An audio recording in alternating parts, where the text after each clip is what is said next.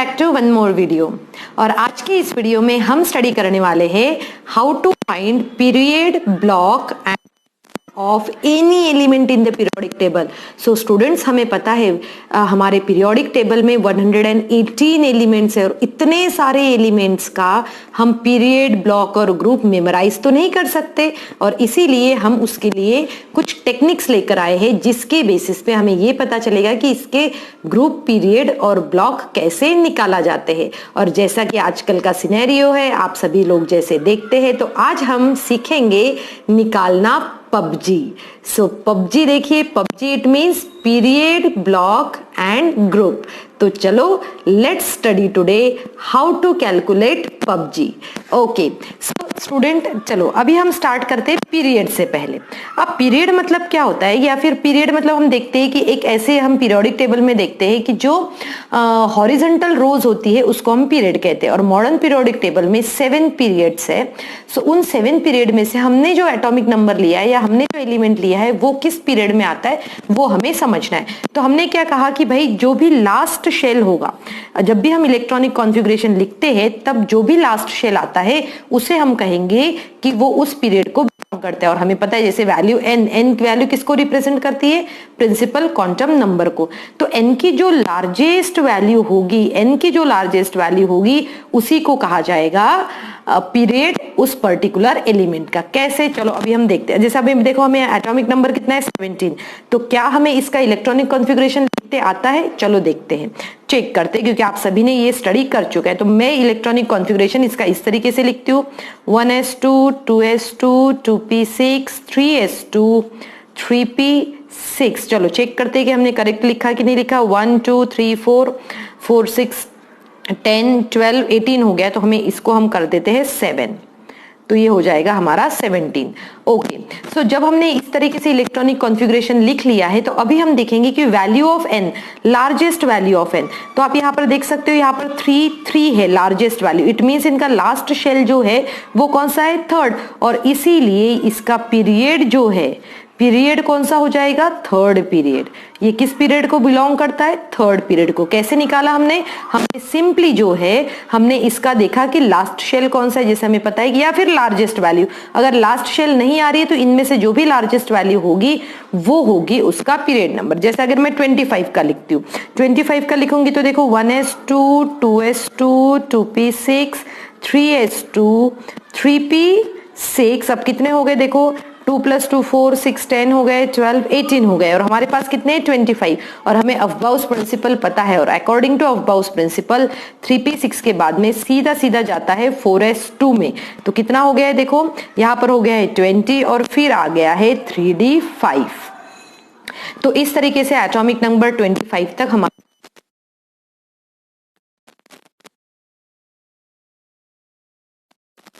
Largest value.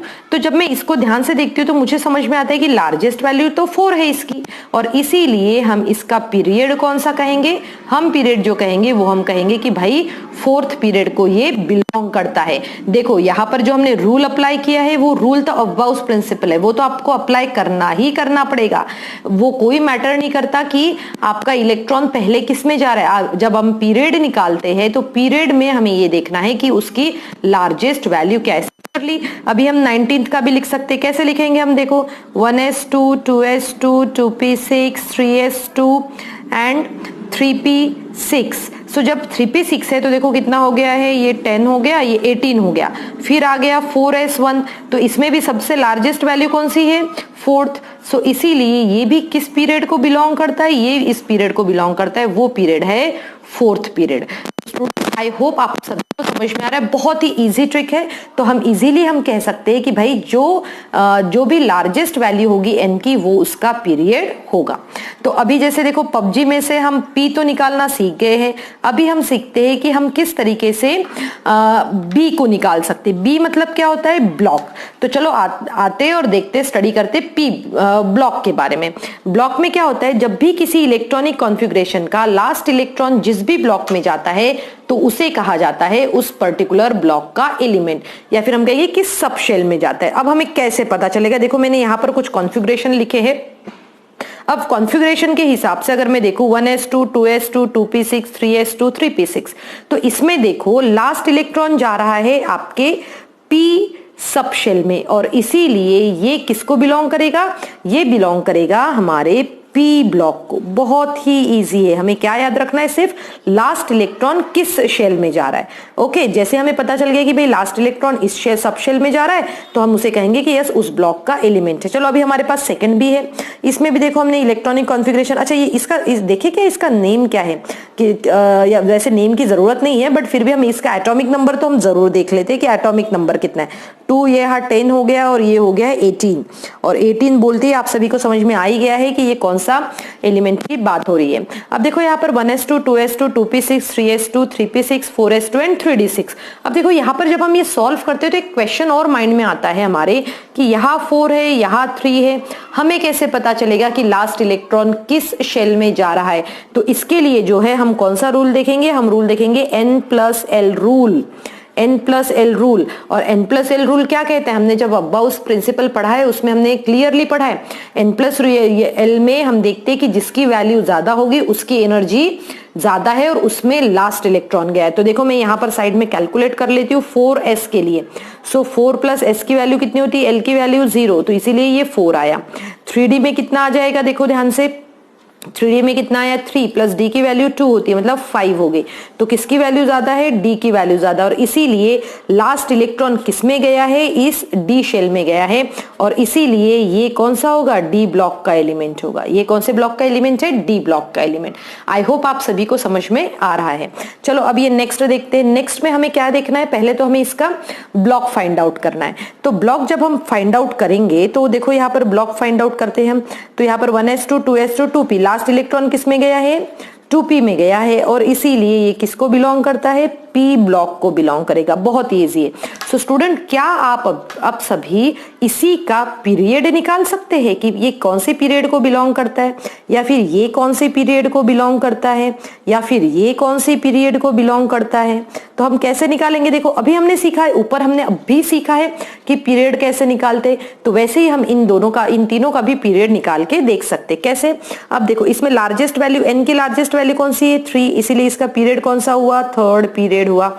हम n की largest value देखते हैं, ठीक है। यहाँ पर भी देखो n की लार्जेस्ट वैल्यू कितनी है, 4, इसीलिए इसका पीरियड कौन सा हुआ है, फोर्थ पीरियड हुआ। ओके, अब यहाँ पर देखो n की लार्जेस्ट वैल्यू कौन सी है, 2, इसीलिए इसका पीरियड कौन सा हुआ, सेकेंड पीरियड हुआ। सो स्टूडेंट, इस तरीके से हम हम ब्लॉक और जो पीरियड होते हैं उसको आराम से हम निकाल सकते हैं। तो इट मीन्स हमने जो पबजी में से P और B तो स्टडी कर लिया, अब जो थोड़ा सा हमें स्टडी करना है प्रॉपरली वो है G, and that one is group. So let's start with S block element. अब जैसे हमें एस ब्लॉक एलिमेंट्स पता है, अगर हमें सबसे पहले तो ये पता करना पड़ेगा कि भाई वो जो पर्टिकुलर एलिमेंट जो है वो एस ब्लॉक से बिलोंग करता है या नहीं करता है। अगर वो एस ब्लॉक से बिलोंग करता है तो हमें इस कॉन्फ़िगरेशन पे ध्यान देना है, जैसे NS1 और NS2। अगर NS1 कॉन्फ़िगरेशन है तो वो ग्रुप 1 से रहेगा, NS2 कॉन्फ़िगरेशन है तो वो ग्रुप 2 से रहेगा। तो देखो यहाँ पर मेरे पास में मैंने कुछ एग्जाम्पल्स लिए, उनको हम स्टडी करते। पहला एग्जाम्पल लिया हमने सोडियम का, जिसका एटॉमिक नंबर होता है 11। 11 एटॉमिक नंबर को हमने इस तरीके से लिख लिया है ना। तो कैसे लिखा हमने, 1s2 2s2 2p6 और 3s1। अब देखते हैं इसका पबजी निकाल लेते हैं। कैसे निकालेंगे हम, P मींस पीरियड हुआ, तो इसका थर्ड पीरियड मुझे कैसे पता चला, मैंने यहां से देखा इसका लार्जेस्ट वैल्यू और पता चल गया कि भाई इसका थर्ड पीरियड है। जैसे हमने लास्ट इलेक्ट्रॉन देखा एस ब्लॉक में है तो ये एस ब्लॉक हो गया है। फिर यहाँ पर देखो ध्यान से, ये क्या हुआ, ग्रुप। तो ग्रुप में देखो NS1 और इसीलिए ये क्या होगा, ग्रुप 1 होगा। सिमिलरली ये सेकेंड एग्जाम्पल है। अब इस सेकेंड एग्जाम्पल में देखो हमारे पास एग्जाम्पल है ये 38, जिसका एटॉमिक नंबर कितना है, 38। तो इसका इलेक्ट्रॉनिक कॉन्फ़िगरेशन हमने लिख लिया, 1s2 2s2 2p6 3s2 3p6 4s2 3d10 4p6 and 5s2। अब इसका भी हम पबजी निकाल लेते हैं। कैसे निकालेंगे, 5 क्या है, इसकी सबसे हाईएस्ट वैल्यू है। किसकी, हम देखते हैं कि n की जो हाईएस्ट वैल्यू होती है उसी को हम पीरियड में लेते हैं।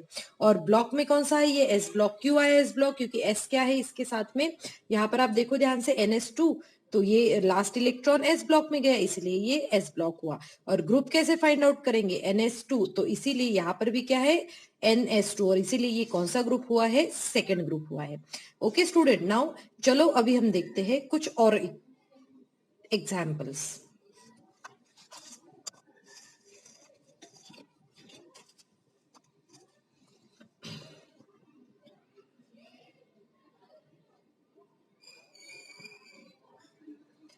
ओके तो अभी हम स्टार्ट करते हैं पी ब्लॉक एलिमेंट्स। अब पी ब्लॉक एलिमेंट्स में हमें क्या फॉर्मूला याद रखना है, ध्यान से समझो। यहाँ पर पी ब्लॉक एलिमेंट्स में हमें याद रखना है कि जो भी अगर हमें ग्रुप आइडेंटिफाई करना है तो उसके लिए हमें क्या करना पड़ेगा, 12 plus number of electrons in P subshell. ठीक है, याद रहेगा क्या, 12 plus number of electrons in P subshell.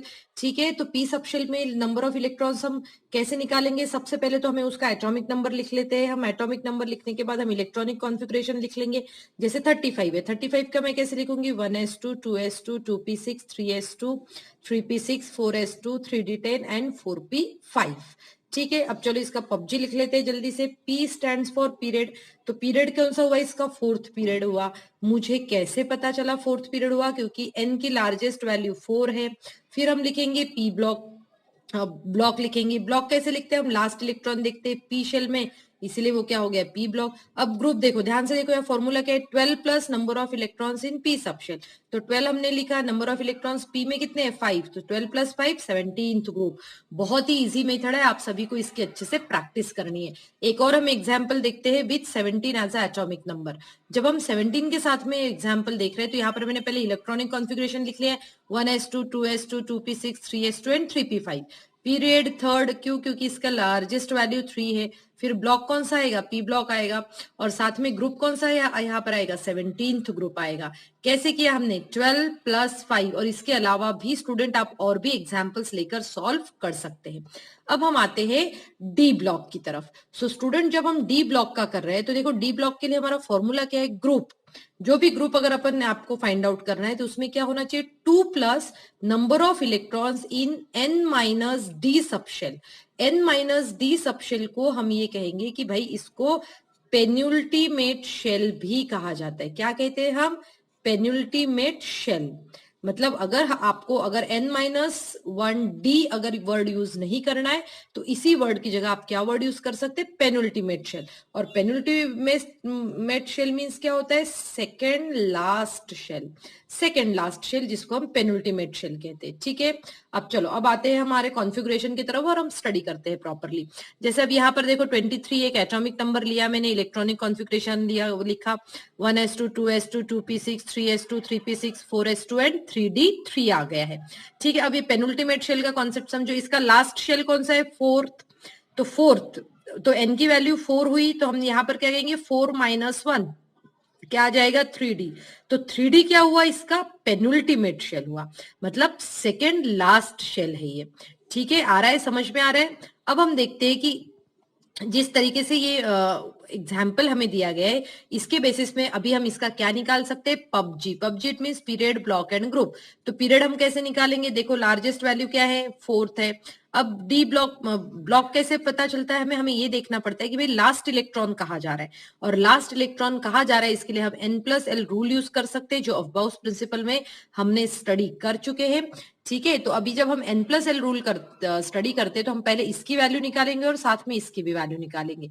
जब इसकी वैल्यू निकालते हैं तो ये 4 आ जाती है, इसकी वैल्यू निकालते हैं तो ये 5 आ जाती है, और इसीलिए जो है 5 में लास्ट इलेक्ट्रॉन जाएगा, जिसकी वैल्यू ज्यादा रहती है इलेक्ट्रॉन उसमें, लास्ट इलेक्ट्रॉन उसी में जाता है, ये हमें समझना है। अब हम आते हैं यहाँ पर एटॉमिक नंबर 28 की तरफ। अब देखो जरा, एटॉमिक नंबर 28 का हमने इलेक्ट्रॉनिक कॉन्फ़िगरेशन लिख लिया, 1s2 2s2 2p6 3s2 3p6 4s2 and 3d8। जब आपने ये लिख लिया है तो इसका भी हम पबजी फाइंड आउट कर लेते हैं, पीरियड ब्लॉक एंड ग्रुप। तो जब आप इसका पीरियड फाइंड आउट कर रहे हो तो देखो फोर्थ पीरियड है, क्यों, क्योंकि हाईएस्ट वैल्यू क्या है इसकी, 4 है। डी ब्लॉक मुझे कैसे समझ में आया, हमने यहाँ चेक किया कि भाई किसमें लास्ट इलेक्ट्रॉन जा रहा है, 4s में या 3d में, तो इस बेसिस पे हमने डी ब्लॉक कर लिया। अब ग्रुप कैसे फाइंड आउट करेंगे, क्या रूल है हमारा, 2 plus number of electrons in n minus D shell. तो n माइनस डी ये होता है, तो ये 3 में कितने इलेक्ट्रॉन्स है, 8, तो 2 प्लस 8 कितना हो गया, ये 10th ग्रुप। सो स्टूडेंट इस तरीके से जो है आप पी और डी ब्लॉक के एलिमेंट्स का ग्रुप, पीरियड एंड ब्लॉक जो है वो group, period and block find out कर सकते। अभी हम आते हैं हमारे नेक्स्ट ब्लॉक की तरफ, और जो हमारा नेक्स्ट ब्लॉक है वो है, चलो अब हम आते हैं हमारे नेक्स्ट एलिमेंट्स की तरफ, और नेक्स्ट जो है वो है एफ ब्लॉक एलिमेंट्स। सो देखो एफ ब्लॉक एलिमेंट्स जो है इसमें हमें कुछ चीजें याद रखनी है, इसको कैलकुलेट करना उतना इजी नहीं है, और इवन इसका इलेक्ट्रॉनिक कॉन्फ़िगरेशन लिखना भी उतना इजी नहीं है, क्योंकि बहुत बार क्या होता है कुछ लास्ट इलेक्ट्रॉन एफ ब्लॉक में आते हैं और कभी कभी नहीं भी आ सकते, तो फिर हम कैसे डिसाइड करें कि वो पर्टिकुलर एलिमेंट किस ग्रुप को, किस पीरियड को या किस ब्लॉक को बिलोंग करता है। तो इसीलिए आपको सबसे पहले तो ये मेमोराइज करना है और इसको याद रखना है अच्छे से। क्या अगर कोई भी एटॉमिक नंबर 57 टू 71 के बीच में आ गया, ठीक है, 57 टू 71 के बीच में आ गया तो उसको हम लैंथेनाइट्स कहते हैं। 89 टू 103 तक आ गया तो उसको हम एक्टिनाइट्स कहते हैं।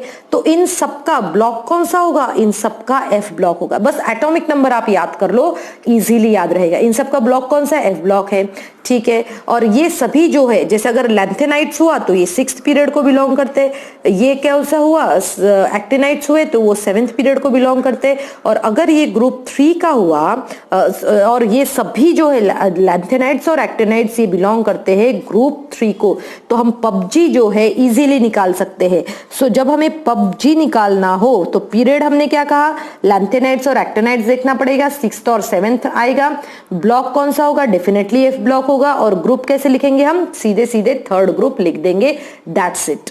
ओके, तो ये मेमोराइज करना है। अब हम कुछ एक्सेप्शनल कॉन्फ़िगरेशन देख लेते हैं, ठीक है। अब एक्सेप्शनल कॉन्फ़िगरेशन में मैं सबसे पहले लेती हूँ 24 का, और हम सभी को पता है 24 इट मीन्स क्रोमियम होता है। सो हम इसमें क्या लिखते हैं? सबसे पहले देखो हम यहाँ एक्सपेक्टेड लिख लेते हैं। पहले हम एक्सपेक्टेड कॉन्फ़िगरेशन लिख लेते हैं कि क्या होता है एक्सपेक्टेड कॉन्फ़िगरेशन।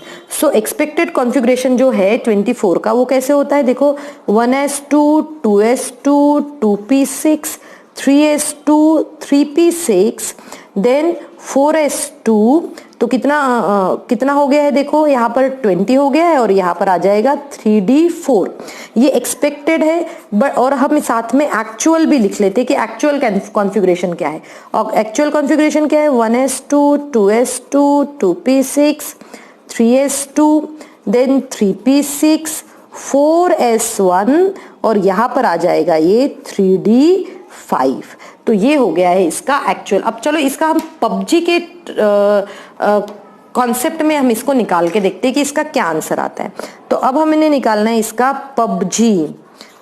हम कैसे निकालते हैं? पीरियड कैसे निकालते हैं? हम इसकी सबसे हाईएस्ट वैल्यू देख लेते हैं। एन की हाईएस्ट वैल्यू 4 है, तो हम यहाँ पर इसको बोल देंगे कि भाई ये किसको बिलोंग करता है? 4th पीरियड को बिलोंग करता है। Okay, understood. ब्लॉक में हम देख लेते हैं, हम रूल लगा लेंगे n+l रूल, और हमें पता चलता है कि ये किसको बिलोंग करता है? ये डी ब्लॉक को बिलोंग करता है। अब ध्यान से समझो इसका ग्रुप के लिए हमने क्या कहा था? भाई ये डी ब्लॉक को बिलोंग करता है, तो इसीलिए हमारे पास रूल क्या था डी ब्लॉक का?